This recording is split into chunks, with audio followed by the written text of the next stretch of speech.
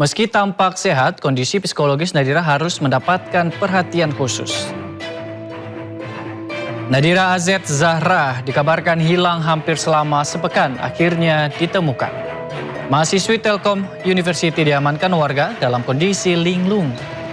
Tidak ada barang berharga yang hilang dan secara fisik Nadira pun sehat. Sayangnya Nadira agak kesulitan saat diajak untuk berkomunikasi. Ananda Nadira Zahra sudah ditemukan dan sudah kembali ke kediaman dalam kondisi sehat walafiat dan sudah dalam pengawasan keluarga. Jadi informasi ditemukan dia berdasarkan informasi dari sumber yang memang yang mau membantu lah. Jadi tidak perlu saya sebutkan rekan-rekan karena mungkin ada sesuatu yang nanti jadi pertimbangan. Pemirsa, kita beralih ke informasi selanjutnya. Usai viral di media sosial soal tapir dimasak rica-rica, Bupati Mesuji mengunggah poster sayembara untuk menangkap tapir hidup-hidup. Hadiahnya berupa uang 50 juta rupiah.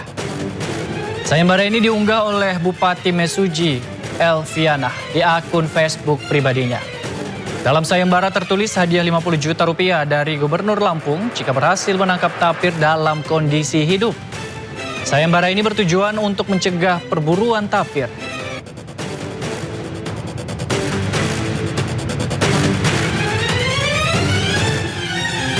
Tak lama kemudian, sayembara berhadiah 50 juta itu dicabut BKSDA Bengkulu Lampung. Dalam pengumuman digital, pemerintah dan BKSDA menyatakan sayembara tersebar sudah tidak berlaku.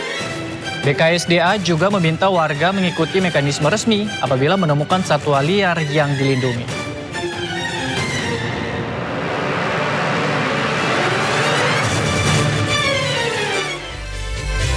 Pemirsa mengaku membayar PBB puluhan tahun, warga menolak eksekusi lahan. Informasi selengkapnya usai jeda, tetaplah di Sido Malam.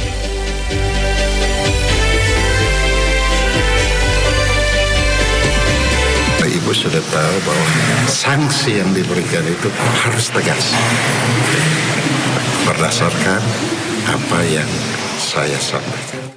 Kami panggil saksi-saksi dari pihak nakes, dokter, perawat dengan security. Setelah itu baru kita bisa tahu. Nanti kita masih verifikasi baru kita tahu hasilnya kita rekomendasikan ke paripurna. Berarti rentan waktunya berapa hari lagi? Lihat saja dulu prosesnya. Proses ya. Iya. Tapi kita akan upayakan secepatnya. Pemirsa, hilang sepekan mahasiswi Telkom University bernama Nadira sudah kembali ke rumah. Dalam kamera CCTV, seorang pria dengan gerak-gerik mencurigakan berada di minimarket. Pelaku mencari sesuatu di etalase yang dipenuhi barang dagangan. Aktivitas ini diduga berkaitan transaksi narkotika dengan sistem COD. Meski diperingati pengunjung lain, pria malah melempar botol.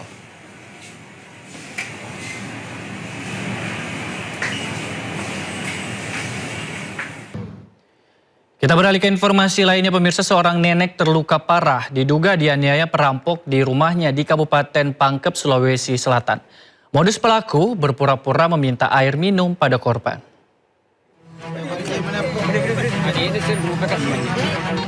Nenek 83 tahun ini dievakuasi usai ditemukan bersimbah darah di dalam rumahnya di Desa Anisipito, Kecamatan Makrang, Pangkep, Sulawesi Selatan. Korban terluka parah di kepala dan wajah dan kini dirawat intensif di Rumah Sakit Umum Daerah Kabupaten Pangkep. Polisi yang menerima laporan langsung mengolah tempat kejadian perkara. Korban diduga dianiaya seorang pria tidak dikenal yang akan merampok barang berharga di dalam rumahnya. Motifnya itu kami masih mendalami dulu karena korban ini hanya sempat berbicara waktu di puskesmas itu bahwa dia didatangi seorang laki-laki, kemudian minta air. Sewaktu orang tua ini masuk, ini laki-laki ikut masuk, kemudian dia dipukul. Dari siang hari, sore sampai malam kami komunikasi dengan korban, dia belum bisa terlalu banyak berbicara. Hingga kini polisi masih memburu pelaku dan mengumpulkan keterangan sejumlah saksi terkait kejadian ini. Dari Pangkep, Sulawesi Selatan, Udin Sahrudin, Ainus melaporkan. Pemirsa, demi harta dan nikahi selingkuhan, seorang nenek di Banyumas, Jawa Tengah tega membunuh suaminya. Pelaku merekayasa seolah suami tewas dianiaya perampok. Polisi meringkus 4 pelaku pembunuhan terhadap kakek berusia 67 tahun di Kecamatan Purwokerto Timur.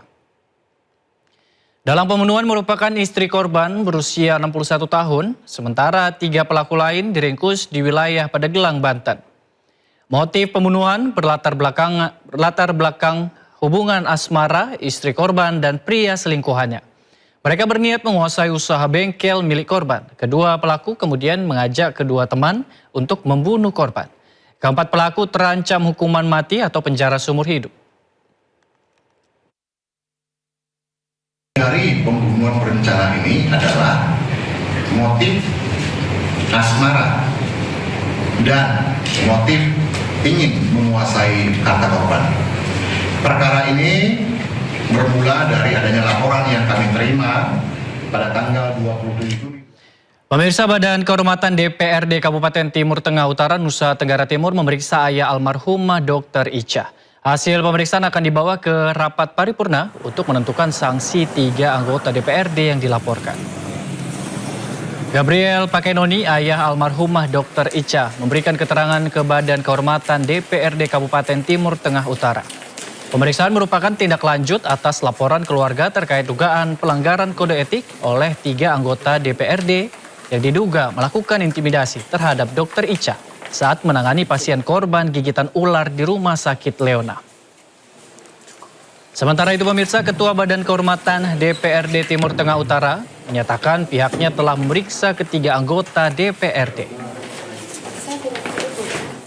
Walaupun di penegakan kode etik, tetapi saya minta supaya itu harus diberikan sanksi yang tegas. Ya, Bapak Ibu sudah tahu sanksi kalau dalam itu ada sanksi yang lisan dan tertulis. Terus sanksi yang ringan, sedang, dan berat. Ini Bapak.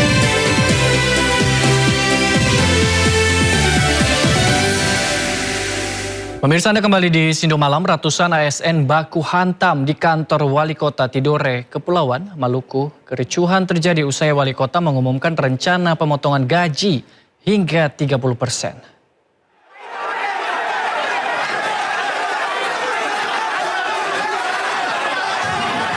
Masih berpakaian seragam dinas, ratusan ASN dan PPPK ini saling baku hantam di halaman kantor Wali Kota Tidore, Kepulauan Maluku pada Senin pagi.